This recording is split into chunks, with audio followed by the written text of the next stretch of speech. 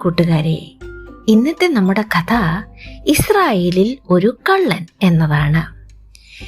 അതിനു മുമ്പായി ഈ കഥയുടെ പിന്നിലുള്ള ഒരു പൊരുൾ എന്താണെന്ന് നമുക്കൊന്ന് മനസ്സിലാക്കാം. യോശുവയും ഇസ്രായേൽ ജനവും ഒന്നിച്ച് യെരിഹോ മതിൽ തകർക്കുവാനായി പോകുന്നു. യഹോവയാം ദൈവം അവരുടെ കൂടെ ഉള്ളതിനാൽ അവർ യെരിഹോ പട്ടണം കീഴടക്കുന്നു. എന്നാൽ യഹോവയാം ദൈവം അവരോട് ഇങ്ങനെ പറയുന്നു: അവിടുത്തെ ഒരു സാധനവും നിങ്ങൾ എടുക്കരുത്. എന്നാൽ നിങ്ങൾ സ്വർണമോ വെള്ളിയോ കണ്ടാൽ അത് യഹോവയുടെ ആലയത്തിലേക്ക് കൊണ്ടുവരിക എന്ന്. എന്നാൽ നമുക്കിപ്പോൾ കഥയിലേക്ക് പോകാം. ഇന്നത്തെ കഥ ഇസ്രായേലിൽ ഒരു കള്ളൻ. കൂട്ടുകാരെ, നിങ്ങൾക്കൊരു മനുഷ്യനെ കാണാൻ സാധിക്കുന്നില്ലേ? ഈ മനുഷ്യൻ തന്റെ കൂടാരത്തിൽ കുഴിച്ചിടുന്നത് എന്താണെന്നൊന്ന് നോക്കിക്കേ. നല്ല ഭംഗിയുള്ള ഒരു ഉടുപ്പും ഒരു സ്വർണ്ണക്കട്ടിയും ഏതാനും കഷ്ണം വെള്ളിയും. അയാൾക്കത് എരിഹോ പട്ടണത്തിൽ നിന്നും കിട്ടിയതാണ്. എന്നാൽ എരിഹോയിലെ സാധനങ്ങളെല്ലാം എന്ത് ചെയ്യാനാണ് അവരോട് പറഞ്ഞിരുന്നതെന്ന് നിങ്ങൾക്ക് ഓർമ്മയുണ്ടല്ലോ. എന്നാൽ കൂട്ടുകാരെ, അവർ അവ നശിപ്പിച്ചു കളയേണ്ടതിനു പകരം സ്വർണവും വെള്ളിയും യഹോവയുടെ സമാഗമന കൂടാരത്തിലേക്ക് കൊടുക്കണമായിരുന്നു. അതുകൊണ്ട് ഈ ആളുകൾ ദൈവത്തോട് അനുസരണക്കേട് കാണിച്ചിരിക്കുകയാണ്. ദൈവത്തിന് കൊടുക്കേണ്ടിയിരുന്ന സാധനങ്ങൾ അവർ മോഷ്ടിച്ചു വെച്ചിരിക്കുന്നു. ഈ മനുഷ്യന്റെ പേരെന്താണെന്നോ? അച്ഛൻ എന്നാണ്, അല്ലെങ്കിൽ ആഖാൻ എന്ന് ചിലർ പറയുന്നു. അയാളുടെ വീട്ടുകാരാണ് കൂടെയുള്ളത്. കൂട്ടുകാരെ, ഇവർക്ക് എന്താണ് സംഭവിക്കുന്നതെന്ന് നമുക്ക് നോക്കാം. അച്ഛൻ ഈ സാധനങ്ങൾ എടുത്ത് ശേഷം യോശുവ ഹായി പട്ടണം പിടിക്കുവാനായിട്ട് പടയാളികളെ അയക്കുന്നു.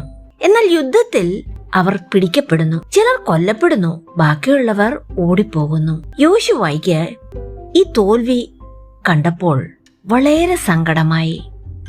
അവൻ നിലത്ത് കവിഴ്ന്ന് വീണ് യഹോവയോട് പ്രാർത്ഥിക്കുന്നു: ഞങ്ങൾക്കിങ്ങനെ സംഭവിക്കാൻ നീ അനുവദിച്ചത് എന്തുകൊണ്ടാണ് ദൈവമേ എന്ന്. ഇത് കേട്ടപ്പോൾ യഹോവയാം ദൈവം ഇങ്ങനെ ഉത്തരം പറയുന്നു: എഴുന്നേൽക്കുക, ഇസ്രായേൽ പാപം ചെയ്തിരിക്കുന്നു. നശിപ്പിച്ചു കളയുകയോ യഹോവയുടെ സമാഗമന കൂടാരത്തിലേക്ക് കൊടുക്കുകയോ ചെയ്യേണ്ടിരുന്ന വസ്തുക്കൾ അവർ എടുത്തിരിക്കുന്നു. അവർ ഭംഗിയുള്ള ഒരു ഉടുപ്പ് മോഷ്ടിച്ച് ഒളിപ്പിച്ചു വെച്ചിരിക്കുന്നു. ആ കള്ളനെ കൊല്ലുകയും അവൻ മോഷ്ടിച്ച സാധനങ്ങൾ നശിപ്പിച്ചു കളയുകയും ചെയ്യാതെ ഞാൻ നിങ്ങളെ അനുഗ്രഹിക്കുകയില്ല. ആ ദുഷ്ട മനുഷ്യൻ ആരാണെന്ന് താൻ കാണിച്ചു തരാമെന്ന് യഹോവ യോശുവയോട് പറയുന്നു. കൂട്ടുകാരെ, യോശുവ ജനത്തെ എല്ലാം വിളിച്ചു കൂട്ടുന്നു. യഹോവ ദുഷ്ടൻ മനുഷ്യനായ ആ അച്ഛനെ കാണിച്ചു കൊടുക്കുന്നു. അച്ഛൻ ഇങ്ങനെ പറയുന്നു: ഞാൻ പാപം ചെയ്തു പോയി യോശുവ. ഞാൻ ഭംഗിയുള്ള ഒരു ഉടുപ്പും സ്വർണ്ണക്കട്ടിയും ഏതാനും കഷ്ണം വെള്ളിയും കണ്ട് മോഹിച്ചുപോയി. എനിക്ക് വളരെ ഇഷ്ടം തോന്നിയതുകൊണ്ട് ഞാൻ അവ എടുത്തു. ഞാനവ കൂടാരത്തിനുള്ളിൽ കുഴിച്ചു വെച്ചിരിക്കുകയാണ്. ആ സാധനങ്ങളെല്ലാം കണ്ടെടുത്ത് യോശുവയുടെ അടുക്കലേക്ക് കൊണ്ടുവരുമ്പോൾ അവൻ അച്ഛനോട് ഇങ്ങനെ പറയുന്നു: നീ ഞങ്ങളെ കുഴപ്പത്തിലാക്കിയത് എന്തിനാണ്? ഇപ്പോൾ യഹോവയാം ദൈവം നിന്റെ മേൽ ദോഷം വരുത്തും. ഇത് കേട്ടിട്ട് ജനങ്ങൾ ക്രുദ്ധരായി അച്ഛനെയും കുടുംബത്തെയും കല്ലെറിഞ്ഞു കൊല്ലുന്നു. കൂട്ടുകാരെ, നമ്മുടെ സ്വന്തമല്ലാത്ത യാതൊന്നും നാം എടുക്കരുത് എന്നാണ് ഇത് നമ്മളെ കാണിച്ചു തരുന്നത്. അച്ഛനെ കൊന്നൊടുക്കിയ ശേഷം ഇസ്രായേൽ വീണ്ടും ഹായിക്ക് നേരെ യുദ്ധത്തിന് പോകുന്നു. ഇത്തവണ യഹോവ തന്റെ ജനത്തെ സഹായിക്കുന്നു. അവർ യുദ്ധം ജയിക്കുകയും ചെയ്യുന്നു. കൂട്ടുകാരെ, ഇന്നത്തെ കഥ നിങ്ങൾക്ക് ഇഷ്ടപ്പെട്ടുവോ? ഇന്നത്തെ കഥയിൽ നിന്നും നമുക്ക് എന്ത് മനസ്സിലാക്കുവാൻ സാധിക്കുന്നു? പാപം നമ്മെയും മറ്റുള്ളവരെയും ബാധിക്കുന്നു എന്നുള്ളതാണ്.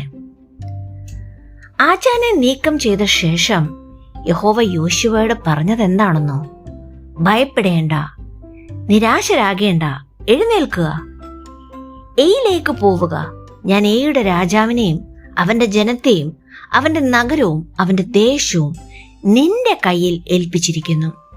കൂട്ടുകാരെ, ശത്രുക്കളെ നശിപ്പിക്കാനും ദേശം കൈപ്പിടിക്കാനും ഇസ്രായേലിന്റെ വിജയത്തിന് ദൈവത്തിന്റെ ഇഷ്ടം അനുസരിക്കുവാനുള്ള ജനങ്ങളുടെ കൂട്ടായ്മ അനിവാര്യമായിരുന്നു. ആചാന്റെ പാപം ഇസ്രായേലിനും ദുഃഖം വരുത്തി. അതുപോലെ തന്നെയാണ് കൂട്ടുകാരെ, നമ്മുടെ ഒരു കുടുംബത്തിലോ സഭയിലോ രാഷ്ട്രത്തിലോ കുറച്ച് വ്യക്തികളുടെ പാപങ്ങൾ മറ്റുള്ളവരിൽ ദോഷകരമായ, ഒരുപക്ഷെ ദുരന്തകരമായ പ്രതിഫലങ്ങൾ ഉണ്ടായേക്കാം. അതുപോലെ പാപം നമ്മുടെ വിജയത്തെയും വ്യക്തിഗത ജീവിതത്തിൽ പരിശുദ്ധാത്മാവിന്റെ സാന്നിധ്യത്തെയും ബാധിക്കുന്നു. കൂട്ടുകാരെ, പരിശുദ്ധാത്മാവിന്റെ പൂർണ്ണ ശക്തി നമുക്ക് മടങ്ങി വരേണ്ടതുണ്ടെങ്കിൽ പാപമുക്തി ലഭിക്കേണ്ടതും നമുക്ക് യഹോവയുടെ വാഗ്ദത്തങ്ങളായ അനുഗ്രഹങ്ങൾ നഷ്ടപ്പെടാതിരിക്കേണ്ടതുമാണ്. കൂട്ടുകാരെ, ഒരു വ്യക്തി ദൈവത്തിന്റെ കൽപ്പനകൾ ലംഘിച്ചാൽ, പാപമോചനമില്ലെങ്കിൽ യഹോവ തന്റെ സംരക്ഷണവും സഹായവും പിന്മാറ്റുന്നു. ദൈവത്തിൽ നിന്നുള്ള ശക്തി നഷ്ടപ്പെടുമ്പോൾ പ്രശ്നം നമ്മുടെ ഉള്ളിൽ തന്നെ ഉള്ളതായും അല്ലെങ്കിൽ ദൈവത്തോടുള്ള നന്മയിൽ തന്നെ അല്ല എന്ന് നമുക്ക് ഉറപ്പുവരുന്നു. കൂട്ടുകാരെ, ദൈവത്തിന്റെ സഹായമില്ലാതെ നാം ഒറ്റപ്പെട്ടു പോകും. നമുക്ക് പാപമോചനം കണ്ടെത്തുന്നതിനും ക്ഷമാപണത്തിൽ ഏർപ്പെടുന്നതിന് ശേഷം ആദ്യമായി പരാജയപ്പെട്ട് വിജയിക്കാനുള്ള ശക്തി നമുക്ക് ലഭിക്കും. ഈ അനുഗ്രഹം യേശുക്രിസ്തുവിന്റെ മോചന പ്രവർത്തനത്തിലൂടെ സാധ്യമാകും. കൂട്ടുകാരെ, അപ്പോൾ നമ്മുടെ അവകാശം നമുക്ക് എങ്ങനെ ഉറപ്പിക്കാം? ഇവിടെ പ്രതീകാത്മകമായി ഇസ്രായേലിന് വാഗ്ദാനം ചെയ്ത ദേശം ദൈവത്തിന്റെ ഉടമ്പടികൾ പാലിക്കുന്ന വിശ്വസ്തർക്ക് വാഗ്ദാനം ചെയ്ത ദൈവിക അവകാശത്തെ ആണ് പ്രതിനിധീകരിക്കുന്നത്.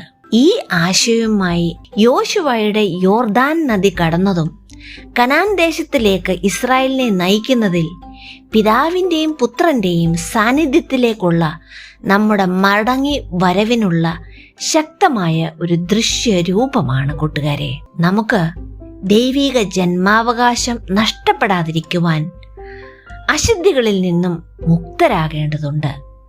നാം വിശ്വാസത്തിലൂടെ ത്യാഗപൂർവമായ, വിനീതമായി, സത്യമായ പാപമോചനത്തിലൂടെ പ്രായശ്ചിത്തത്തിന്റെ അനുഗ്രഹങ്ങൾ ഉറപ്പിച്ച് നിത്യജീവനിലേക്ക് മുന്നോട്ട് നീങ്ങാം. കൂട്ടുകാരെ, യോശുവ പറയുന്നത് പോലെ നിങ്ങളെ ശുദ്ധീകരിച്ചു കൊള്ളുക, നാളെ യഹോവ നിങ്ങളുടെ ഇടയിൽ അത്ഭുതങ്ങൾ നടത്തും. അപ്പോൾ കൂട്ടുകാരെ, നമുക്ക് ദൈവം വാഗ്ദാനം ചെയ്തിരിക്കുന്ന ആ നിത്യജീവനും നിത്യരാജ്യത്തിലേക്കുള്ള നമ്മുടെ ഓട്ടത്തിന് നമ്മൾ ശുദ്ധിയുള്ളവരായി അനുതാപ ഹൃദയത്തോടുകൂടി ദൈവസന്നിധിയിൽ നിന്ന് നമ്മളെ പുതുക്കേണ്ടതുണ്ട് എന്നതാണ് ഇന്നത്തെ കഥയിൽ നിന്നും നമുക്ക് മനസ്സിലാക്കുവാൻ സാധിക്കുന്നത്.